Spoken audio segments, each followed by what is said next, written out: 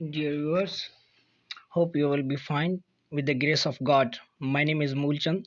Today I would like to deliver my lecture on very important question of chemistry first year. Dear viewers, these questions have been repeated many times in various tests such as MDCAT, ECAT, Nursing, Federal Public Service Commission, and many more. So, dear viewers, before starting, like my channel, subscribe, and do share with your friend, and let's get started.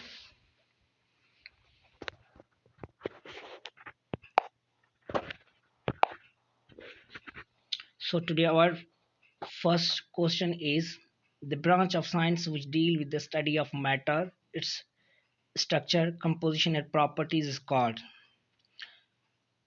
So option number 1 is correct one.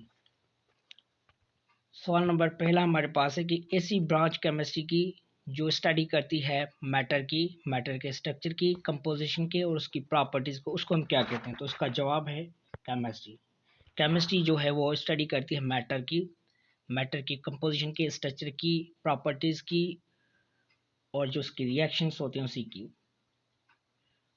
Move करते हैं question number 2 की तरफ। So let's move toward the question number 2। Question number 2, which branch of chemistry known as the backbone of chemistry? कौन सी branch है chemistry की जो जिसको हम बैकबोन कहते हैं केमिस्ट्री की? तो इसका जवाब है फिजिकल केमिस्ट्री। फिजिकल केमिस्ट्री, क्योंकि इसमें जो केमिकल कॉम्बिनेशन होती है, एटम रिएक्शन कैसे करते हैं, कैसे केमिकल बॉन्ड बनाते हैं, इसी वजह से इसी को हम कहते हैं, क्योंकि पूरी केमिस्ट्री में सारा केमिकल एटमिक केमिकल बॉन्डिंग होती है। तो इसमें फिजिकल केमिस्ट्री हमें बताती है कि कैसे जो है एटम कंबाइन होते हैं, कैसे केमिकल कॉम्बिनेशन करते हैं। तो इसका ऑप्शन जो है हमारे पास फिजिकल केमिस्ट्री है सही। मूव करते हैं क्वेश्चन नंबर 3 की तरफ। Question number 3, the number of proton in a nucleus of atom is called.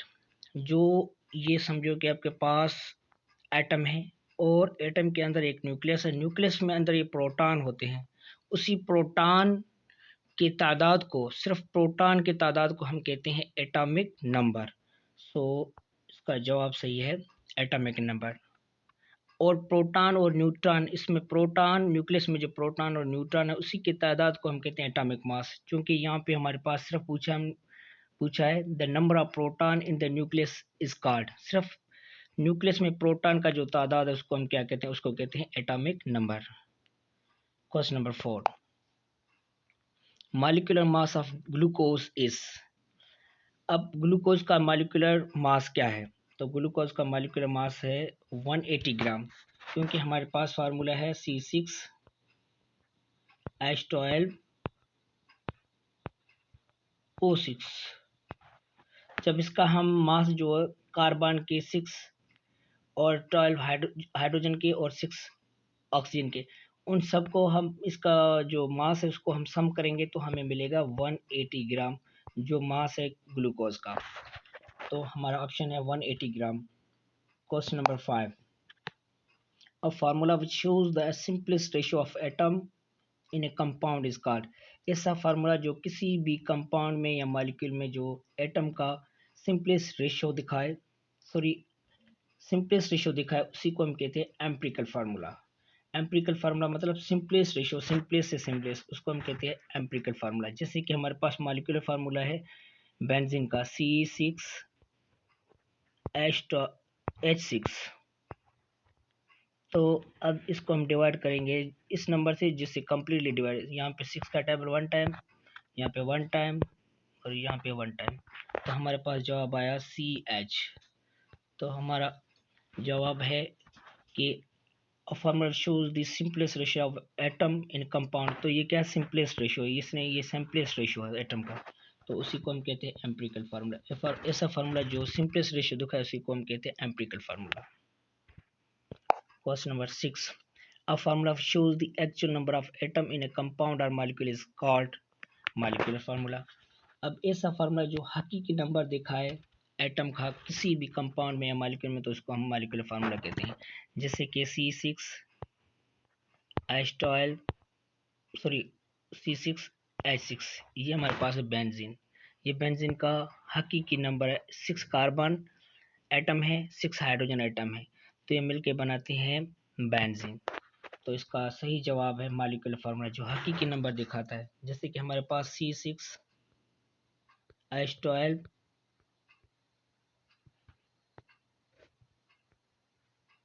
और O6, ये हमारे पास ग्लूकोज का, ये भी हकीकी नंबर है ग्लूकोज का, जिसमें कार्बन के 6 एटम, हाइड्रोजन के 12 एटम, ऑक्सीजन के 6 एटम। तो ऐसा फार्मूला जो हकीकी नंबर दिखाए उसको कहते हैं मॉलिक्यूलर फार्मूला। क्वेश्चन नंबर दूसरी छठी की तरफ बढ़ते हैं हम। Question number 7, empirical formula of benzene is. पहले मैंने आपको बताया कि एम्पिरिकल फार्मूला, ये मॉलिक्यूलर फार्मूला है C6H6, ये मॉलिक्यूलर फार्मूला है बेंजीन का। तो हम उसका एम्पिरिकल फार्मूला मालूम करेंगे। 6 का टेबल 1 टाइम, यहाँ पे 1 टाइम, यहाँ पे 1 टाइम, तो हमारे पास जवाब आया CH। तो यहाँ पे हमारे पास ऑप्शन है CH। ऐसा ये एम्पिरिकल फार्मूला है बेंजीन का। Question number 8, molecular formula of glucose is C6H12O6। हमने पहले भी ये डिस्कस किया है, तो इसका सही जवाब है C6H12O6। Question number 9, the branch of chemistry which deal with the study of amount of reactant and product is called। ऐसी ब्रांच केमिस्ट्री की जिसमें हम स्टडी करते हैं अमाउंट ऑफ रिएक्टेंट और अमाउंट ऑफ प्रोडक्ट, कितने रिएक्टेंट है और कितने प्रोडक्ट है। रिएक्टेंट हमारे होते हैं लेफ्ट साइड पे A+B, और प्रोडक्ट होते हैं हमारे राइट साइड पे, तो ये CD, फर्ज करिए कि ये CD। तो इस कितने रिएक्टेंट है और कितने प्रोडक्ट हैं, तो इसी की स्टडी अमाउंट ऑफ रिएक्टेंट और प्रोडक्ट, इसी की स्टडी को हम कहते हैं स्टोइचोमेट्री। तो जवाब हमारा स्टोइचोमेट्री करेक्ट है। Question number 10, the gram atomic mass, gram molecular mass, gram formula mass of any substance contains 6.02 into 10 power 23 particle. तो उसको हम क्या कहते हैं, इस ग्राम एटॉमिक मास हो, ग्राम मॉलिक्यूलर मास हो, ग्राम फार्मूला मास हो, जो कंटेन करे 6.02 into 10 power 23 पार्टिकल, तो उसको हम कहते हैं mole. Question number 11, a reactant which consumed first during chemical reaction is. ऐसा रिएक्टेंट जब रिएक्शन के दौरान फौरन खत्म हो जाए, जल्दी खत्म हो जाए, तो उसी को कहते हैं लिमिटिंग रिएक्टेंट। मतलब कि उसकी लिमिट इतनी थी, तो उसको हम कहते हैं limiting reactant. Question number 12, 20000 contain dash number of significant figures. तो इसमें हमारे पास सिर्फ ये जो 2 है वो सिग्निफिकेंट, तो इसका जवाब सही है हमारे पास 1। To reduce the desired significant figure is called. ख्वाहिश मुताबिक किसी नंबर को हम रिड्यूस करते हैं, उसी को हम कहते हैं rounding off data. Chemical formula for limestone is. Limestone का फार्मूला हमारे पास calcium carbonate CaCO3। Question number 15, the mass of one atom of the element compare with the mass of one atom of carbon is called. किसी भी atom या element का मास हम compare करें carbon के 12 मास से, तो उसको हम कहते हैं एटॉमिक मास।